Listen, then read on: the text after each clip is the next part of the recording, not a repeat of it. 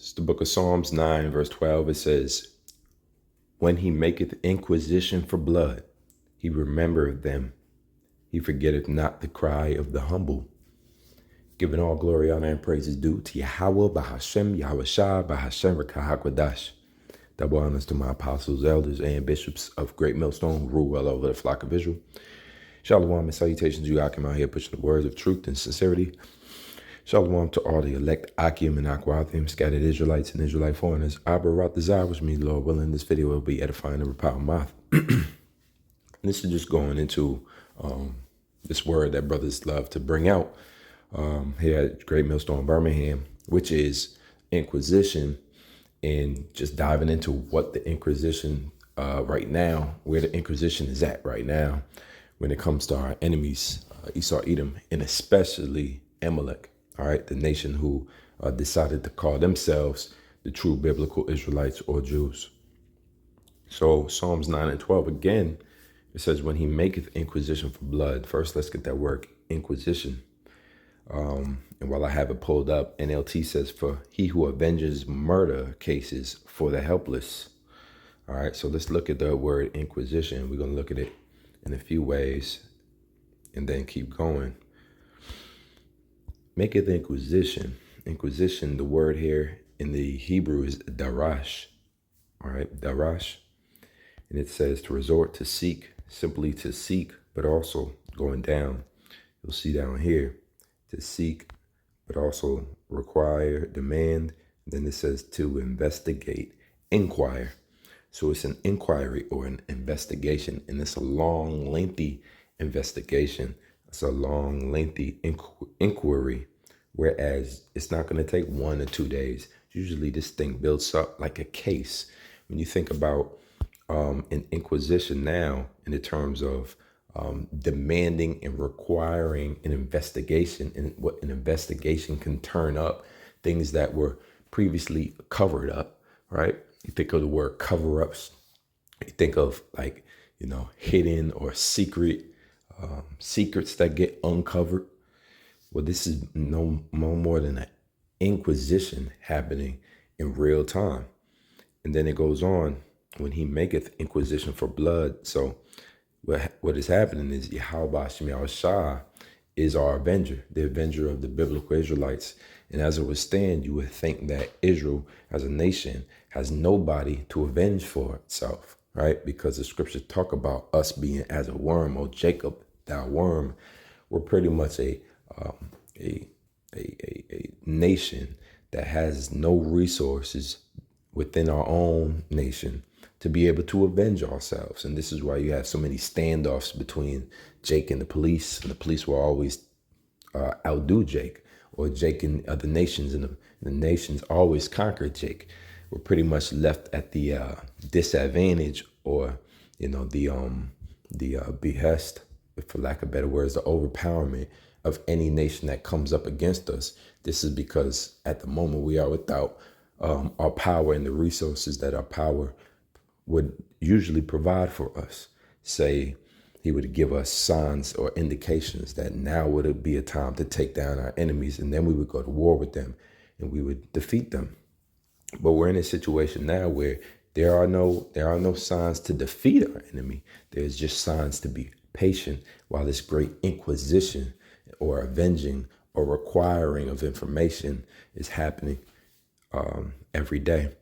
So it says, for he who avenges murder cases, NLT, for the helpless, says he does not ignore the cries of those who suffer. So really, it's essentially the cry of Abel's blood was able to be heard of the Most High, which the Most High knew, because Abel's spirit went up to the Most High after he was slain by his brother Cain. But symbolically, it's always remembered that his cry, the blood cry from the ground. So it's no different than 2025, in which the blood of our ancestors, so to speak, is crying from the ground. You have many of our people who was hung, and many of our people who succumbed to certain illnesses because they was pushed out of parts of their land with the American Indian Removal Act, or just viciously and savagely murdered by our oppressors here in this land, and the blood has not polluted the land. And the Lord requires, he requires the blood from the hand of those that killed, right? Basically, the scriptures are lining up that he that killeth a man shall be killed, or he that killeth with the sword shall be killed with the sword. All right, so vengeance or avenging or retribution is all throughout and within the scriptures. So in this case, when it comes to the Darash, which again, I wanted to do this real quick, that Hebrew word Darash, which is inquisition.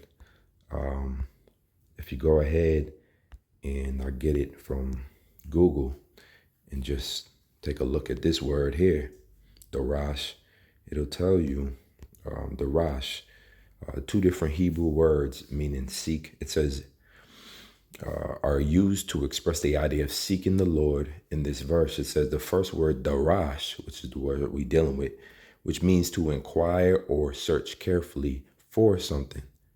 Okay. The second is Bakash. All right. Or you'll see Bakwash. And it says which means to request something desired.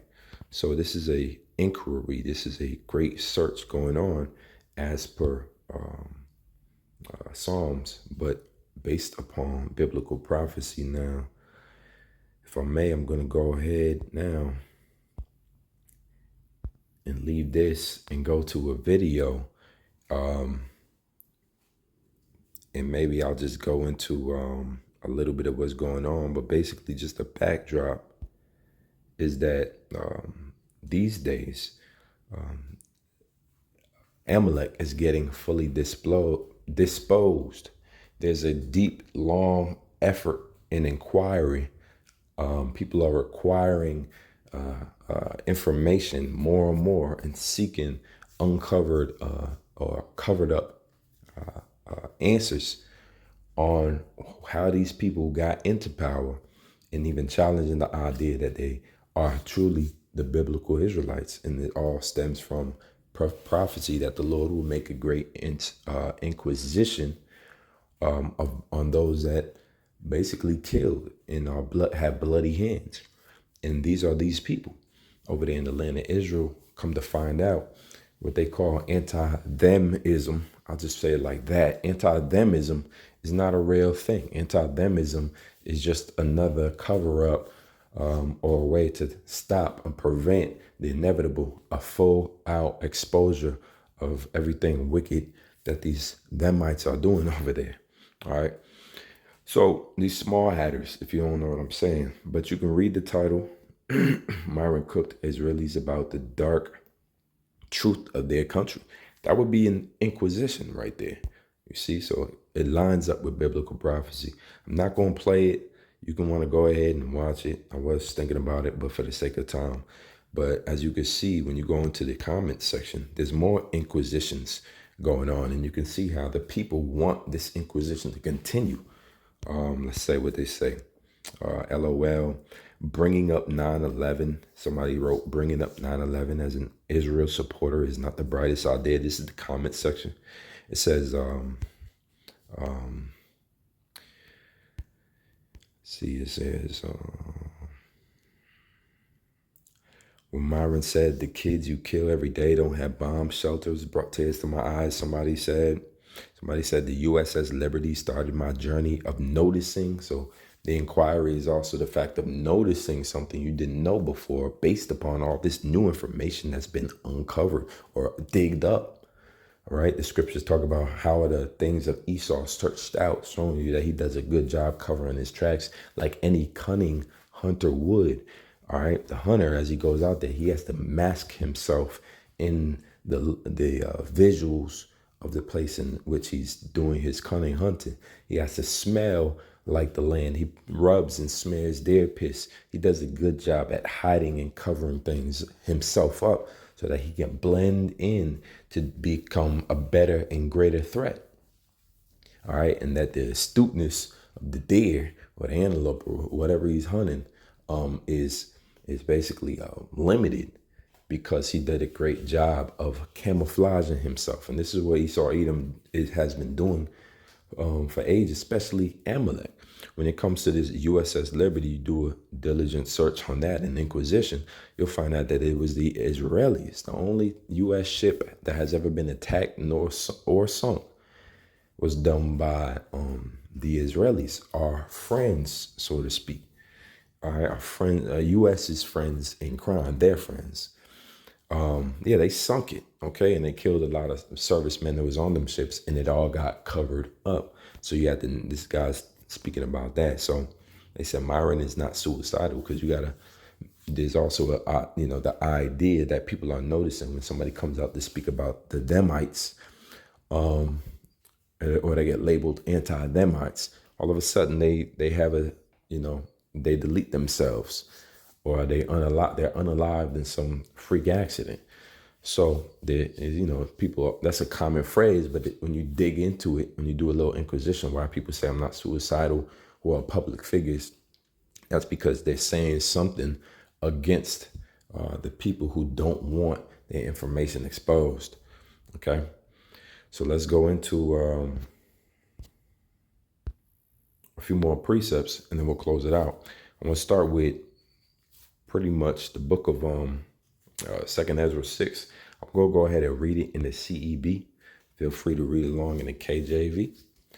It says, "He said to me, in the beginning of the earthly world, before the world exists, before the world's exits were made, before the gathered winds blew, before the voices of the thunders sounded, before the flashes of lightning shone, before the paradise's foundations were made firm, before the beautiful flowers were seen, before the powers of movement were established, before the innumerable heavenly armies of angels were assembled, and before the heights of the air were lifted up, before the measures of the firmament were named, before Zion's footstool was established." If we stop right there, we think what that means. It means that eventually, just like all these other things came to pass, air, flowers, earth was set up, which is called paradise here. Thunders happened. There was also the idea that Zion would be established on the earth, his footstool. The Lord said, "My footstool, the earth is my footstool, and the heaven is my throne." So Zion, the people, the nation, will be established here on earth. That is prophetic, and that will happen. All right. So these Demites have officially tried to take over that prophecy by force, which goes back to Jacob and Esau, because Esau, what happened to Esau's birthright? He sold it. And in the birthright, if you look that word up, is basically dealing with the reward, or the responsibilities that the firstborn son out the womb, first son would have in preeminence over the brothers that the other who was born after in the womb didn't have, meaning the firstborn son was responsible for keeping the ways and the heritage sound and secured and locked in through his descendants line. He was responsible for maintaining that they all understood the morals and the traditions of their fathers. He would also be responsible for the family itself, making sure that the entire family was safe and so forth and so on. But he had to engineer these things because it was not his responsibility. Esau sold that for red pottage. He gave all of that up. That comes with the reward. It also comes with a certain amount more, or portions more of inheritance, like physical money, physical land, that sort of thing of his fathers. He would get the bulk of it and the best of it. All right, so Zion is the nation that's going to be established. And we know now, based upon biblical prophecy, that the Israelites are here together in captivity over here in the Americas, so-called Negroes, Latinos, and Native Americans, and scattered throughout the world as well. But were not established. It says, "Before the present years were reckoned, before the imaginations of those who now sin were alienated, before those who stored up faith as a treasure are sealed." And when you think about that, that's talking about the elect. We're storing up faith as a treasure. Faith is our treasure. Whereas men store up material or money or or homes or properties as their treasures. We're storing up faith. That's the elect. And then it talks about a sealing. In Revelation 7, it refers to the sealing, right, in their foreheads, right? Hold back the winds until the elect are sealed. All right, so the sealing, the great sealing, was also prophesied of and is happening. And this should get you in the spirit of understanding that things were prophesied of before even the creations of the world and the foundations of paradise of the earth. It says, then I planned these things. So long before. So even though we're going through this great inquisition of Esau, Edom, and Amalek, just understood that this was long before planned out. It says, as they were done by me and not by another, so also the end will come by me and not through another. So you can't confuse this destruction that's about to take place as World War III with any other deity or some type of, bad result of bad foreign politics and democracy. It won't be that. It'll be a straight vindication and straight vengeance of Yahweh by Hashem, Yahweh Shah, which is the powers of the heaven and the earth. It says, verse 7, I answered, what separates the times? When is the first, the end of the first, and the beginning of that which follows? He said to me, Abraham to Abraham, because Jacob and Esau were born from him. But Jacob's hand held Esau's heel from the outset. Esau represents the end of this age, and Jacob represents the beginning of the following. So we are Jacob, Esau, present day Edomites, so-called white people, present day so-called white people are the ones ruling. Amalek is the chiefest of them, all right, but he's also known as the, I think small, the small shall drive them out, roughly paraphrasing. But Esau, Edom is in power right now. So Jacob is coming right after. That's the Israelites coming right after to take him out of power. It says the beginning of the one man is his hand, and the end of the other man is his heel. One thing about the heel, that was Esau's heel that was grabbed. The heel is fallible. Like, for instance, you got the Achilles heel back there, and it's called the Achilles heel for a reason. You take out a man's Achilles heel, he's pretty much immobile. He has to quit. He has to bandage it up. He needs months, if not years, to rehabilitate. That's the Achilles heel. The heel is, once it's gone, it's gone. Quarterbacks miss out on seasons, and running backs and all type of people alike, sports athletes, because their Achilles heel, their Achilles tendon has torn. All right. It's a long, drawn-out fix. So Esau's heel, but also Jacob's hand. The hand represents power. Let's continue. It says, don't look for anything else between heel and hand, Ezra. That's important to know, because you have nations. The scripture says, why does the heathen rage and the people imagine a vain thing? What do these other nations believe that they're going to get their turn? Why? When it's not prophesied. It's direct from Esau to Jacob. All right, it says, verse 11, I answered, Supreme Lord, if only you look so favorably on me that you would show your servant your final signs, which you showed me in part on a previous night. He answered, get up on your feet, you'll hear a loud echoing voice. Don't be afraid if you get don't be afraid if the place on which you stand is greatly moved. The voice is speaking. Since the word concerns the end, and since the foundations of the earth will understand, that speech is about them. The place will tremble and shake because it knows that it is destined to be transformed. So that's interesting that, this is likened unto a parable, a dark saying. It's the thing that knows that it's being spoken about or prophesied about is the thing that is shaken. When it comes to Amalek, the more you talk about this man, it's like the more evil he gets. He's kicked out of 109 countries, these people. When you consider the inquisition that the Lord is doing upon them and how it's all prophetic, they are responding to it by terrorizing even more, launching more weapons, creating the Samson option, in which he wants to take down all nations if he does ceases to exist. And they're becoming even more wayward and evil because the speech is about them, and this rings true when you think about a judge and a jury. All right, if you're sitting in a courtroom and all of a sudden your name gets called, they tell you to stand up and come before us. You begin to tremble because you know it's about you. Your destiny can change now. So as the Inquisition in the eyes of the Yahweh Shem Yashai, which are 10,000 times brighter than the sun, begin to lock in on one man, Amalek, over in that tiny land, that the Lord is preserving for judgment, he begins to be terrified. And now Amalek is a type of man that takes everybody down with him. Therefore, the Samson effect, he starts ratting out other nations and starts trying to blame everybody else for what he's done. It says, when I heard, I arose on my feet and listened.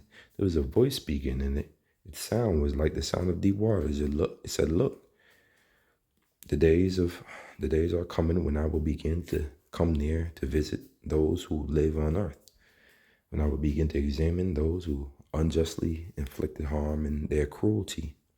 And this word as well, when you go into the KJV, by the way, this word examine is inquisition, none other than.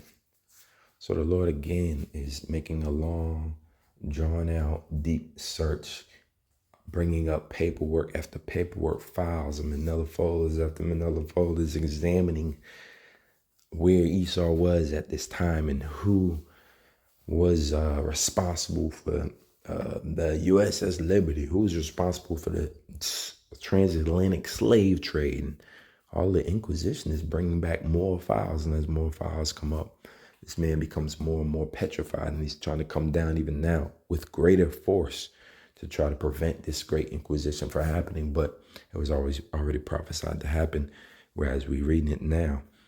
The days are coming when I will begin to come near to visit those who live on the earth, when I will begin to examine those who unjustly inflicted harm in their cruelty, when the humiliation of Zion is complete. And see now, what you're noticing is the sequence of events from the Most High coming to visit the earth in the form of inquisition of the enemies, of those who unjustly inflict the harm and cruelty, which is happening now. Just showed you a video. And then there's others. And then there's way more now than I've ever seen since being in America. They talking about Amalek every day. Tucker Carlson's and the what's her name? Candace Owens. For even Bugged Out Ye we'll talk about them for hours. So the Inquisition is being made. But then directly after the Inquisition, what do you have? You have the exposure of Esau, Edom, and then the end of the humiliation of Zion. You have the exposure of Esau, Edom, and then you have the freedom or the beginning of Zion's rule. You had the pen grabbing the heel. Esau's being taken down by way of information. And then it says, when the seal is placed on the age that begins to pass away, I will perform these signs. Scrolls will be opened in view of the firmament, and all will see together. And what that means is the firmament, dealing with the heavens is also known as the firmament. Those satellites out there beaming that information, isn't that what creates the internet to be capable and possible? So isn't this Inquisition, or these scrolls being opened in view of the firmament, isn't this allowable by way of technology? Isn't technology assisting in the Inquisition of Esau, Edom? Aren't these videos being streamed, uploaded, downloaded, clicked on, published by way of the internet, which is, Esau's technology dealing with the firmaments? So is his own technology. The Lord said, it shall come down upon thine own pate, which means that the Lord's going to use your own sword against you. When this technology came out, it was just pretty much a tool that they used for war. All tools, from the microwave to the air fryer, all conventional tools and household supplies were first used during war. They were tested out during wartime as weapons. So once Esau feels that there's no point, there's new technology, he don't have to weaponize it against you. He releases it in small consumable products. So as so that was the internet, but it was never they never knew that it would be used against them. So now they regret it, but it's too late. The entire world fluctuates and is facilitated based upon the internet, which you can't get rid of. It's the internet age of things. In order to get Esau Edom's New World Order beast system set up, he needs the internet. He needs RFID, which works off of the Internet of Things. So the same very internet that he needs to depend on, he can't do away with, is actually starting to reveal his evil and his wickedness in this great inquisition, this great finding out and examining and requiring information and documents. All right, so I'll leave it at that. Let me see if I got a quick more precepts. This is Luke 8 and 7. Let me start at the top. Ecclesiastes 12 and 14. It says, for Yahweh shall bring every work into judgment with every secret thing, whether it be good or whether it be evil, everything. So you can't run and hide. If hiding is your thing, just understand that the Lord will search you out. There's certain instruments that Esau created which give him ultimate ability to see things that were camouflaged, or see things that would usually be hidden. For instance, you have thermal technology, thermal vision glasses, thermal goggles. That means you could, in the dark, in the night of the black of the night, when everything is technically hidden, this still allows a way to be able to see, oh, there's a man over there. Oh, that's a wolf right there. That might be Leviathan right there in the water. So Esau has technology to be able to see in the dark, whereas the Lord is basically, the Lord's eyes are like thermal technology. The Lord's eyes are like X-ray vision because his eyes are 10,000 times brighter than the sun. There's scripture that I talk about, though that same scripture tells you that some men only fear the eyes of men. But are you dumb?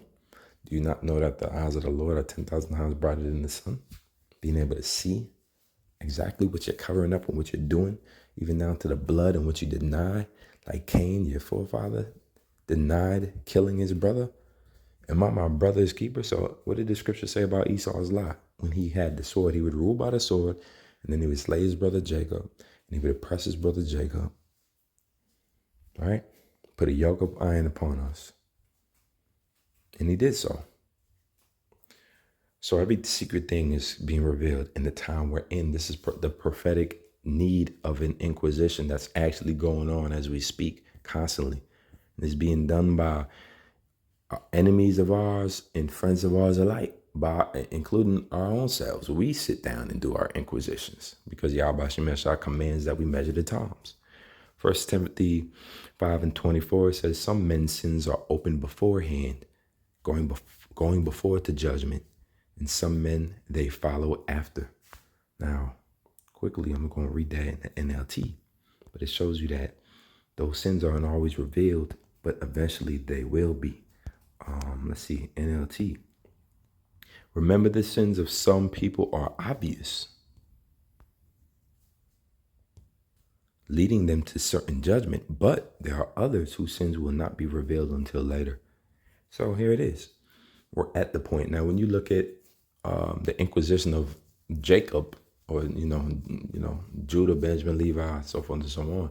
It's on full display. You'll turn on the nightly news and you'll see nigga kills nigga at nigga o'clock all the time. You just see, Jake, our inquisition is we fully exposed. Like these niggas today, they might as well have a 24-hour news set. Matter of fact, they had channels online dedicated to like what's going on with niggas. How many niggas killed niggas a day? Even I'm thinking about the dude, DJ Academics. He made his whole platform based upon the Chicago drill rap scene, how it was actually going out and drilling and killing niggas and then making rap songs about it. And he made his whole come up off of that. But that's the full exposure. So some sins are obvious, leading them to certain judgment, right? Niggas killing niggas. That's the result of the sin. All right. But others are revealed of whose sins will not be revealed until later. That's Amalek. That's what happened to USS Liberty. Let's look it up. What happened to and during 9/11? Hold on. Right? What is it? What is the symbology here? Who is these dancing Israelis? What's going on there? Who is the owners of them towers? Hold on. He put out a $7 billion investment insurance policy months or weeks before the towers went down, and it was revised to include T attacks. So inquisitions is being made, man. You can't get around that. You got people that stay up all night long. The spirit of Yahweh Shemashah keeping these people up just to make these inquisitions. And you got teams and teams and teams of people who are connecting on the internet just to assist with the inquisition. It's different times, man, because it's the end times. Luke 8:17, it says, "For nothing is secret that shall not be made manifest, neither anything hid that shall not be known and come abroad." Matthew 10:26, "Fear them not, therefore, for there is nothing covered that shall not be revealed, and hid that shall not be known." Habakkuk 2:14, last scripture, "For the earth shall be filled with the knowledge of the glory of the Lord as the waters cover the sea." And this is what the Lord is doing as he begins to eradicate these rats from their position of power and bring them down by the heel as Israel, the real biblical Israelites, the real Jews, are restored into power. And then the knowledge of the glory of the Lord will fill the earth. All right, while injustice and evil will be blotted out. I'll be right this out. This video is edifying. Until next time, shalom.